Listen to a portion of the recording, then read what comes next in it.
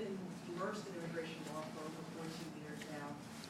I do serve on the board of Catholic Charities, and Catholic Charities has SUCASA and Refugee Resettlement Services underneath them. And I also serve as the legal advisor for LULAC, and LULAC is the oldest, largest Hispanic Latino organization in the United States. I will tell you first, the first thing I want to do is acknowledge, that there are people that are here that have been fighting this battle far longer than I have, and have done so much for this battle, much more than I can ever take credit for doing. So I want to acknowledge that first. The other thing that I want to acknowledge is that I have this deep belief that the only way that we can even think about any sort of reform of our immigration system is by businesses getting involved.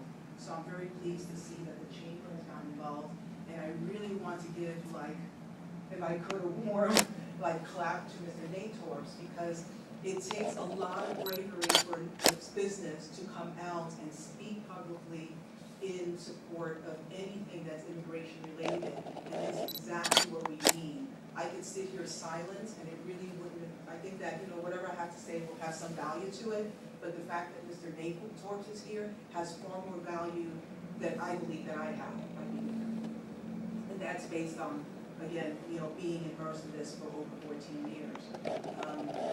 I didn't come into this honestly. I just kind of stumbled onto immigration law, to be honest with you. My parents are from Puerto Rico, so immigration status was not really an issue in my family. I came to Cincinnati working with corporate America for Procter & Gamble. When I came out of law school, I worked with the biggest firm in the state of Colorado. So my background was not like the typical background for someone that would be doing what I do now. But once you get into, working with immigrants and understanding the plight of immigrants and understanding the process and how unfair the process is and how cumbersome the process is, it's you're going to develop a passion for it. And one thing that I'm very passionate about is speaking with regard to the changes that occurred in 1997. Because when we talk about, they say now up to 10 million people that are here without immigration status, statistically it's believed that about 1 million of those 10 million are people who are married to U.S. citizens who don't have immigration status. And don't have immigration status not because of any criminality or anything of that nature, but merely because of the legislation and changes that took place in 1997. And the other side of that coin is post-1997, most employers, or actually all employers who want to petition anyone, no matter how skilled they are, no matter how valuable they are, if they have any violations of immigration law, they're going to be inhibited from petitioning for that worker. And the reason is because what the immigration law requires is for that worker to leave, remain 10 years outside the United States, and then that becomes their eligibility in addition to going through the cumbersome process for the employer to petition for that worker. And this is all based on just what I call a line in the sand that was drawn in 1997. And when we talk about this, 10 million people, some portion of that is attributed to this line in the sand, because the way that I try to articulate it is pre-1997, if a dinner plate was to represent who would be able to be petitioned for immigration status, and you put a coin on it, a nickel, a dime, quarter, it really doesn't matter, that represents post-1997 who is eligible. So there's no surprise that there would be this growing number of people who are undocumented and dreamers, because again, by revoking the things that were revoked in 1997, it revoked for the family members to be eligible as well.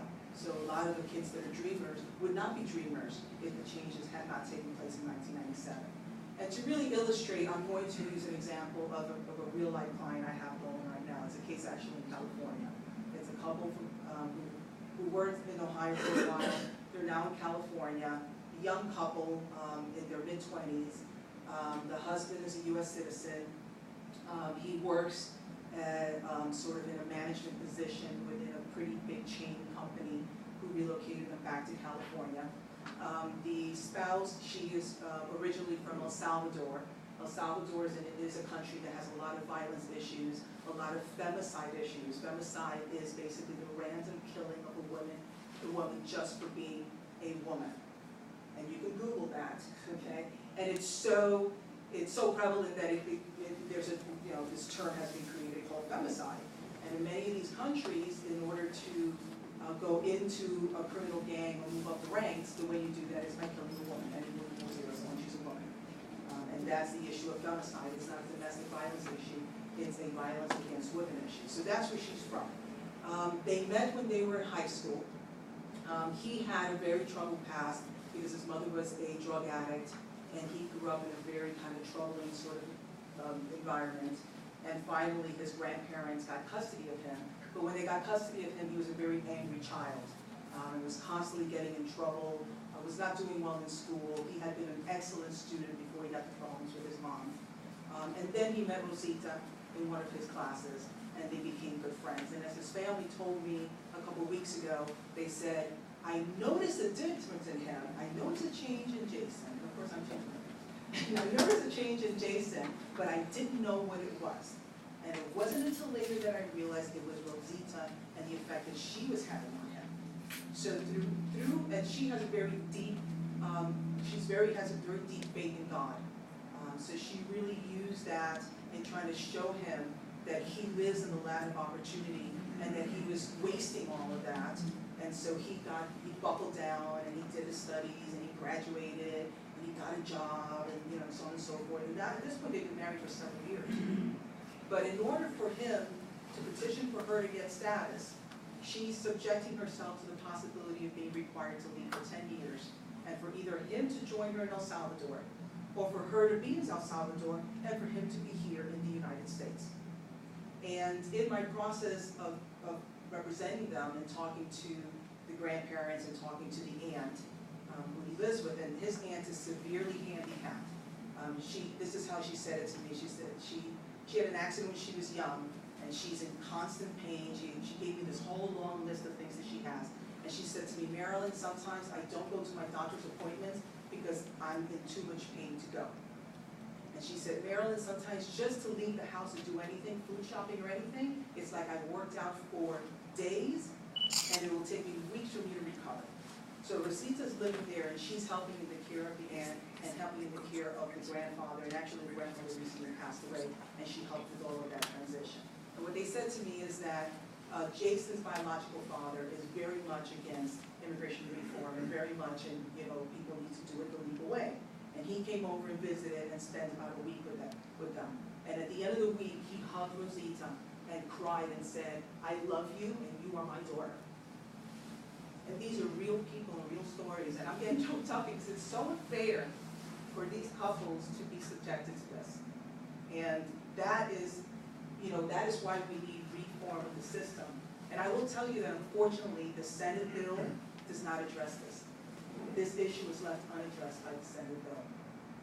But I thank you for listening, and I know that I took more time than was allocated to me. And I'll leave it to Mr. Nator. Thank you. I'm Ken Nator. I'm the chairman of the W.A. Nator Company and Nator's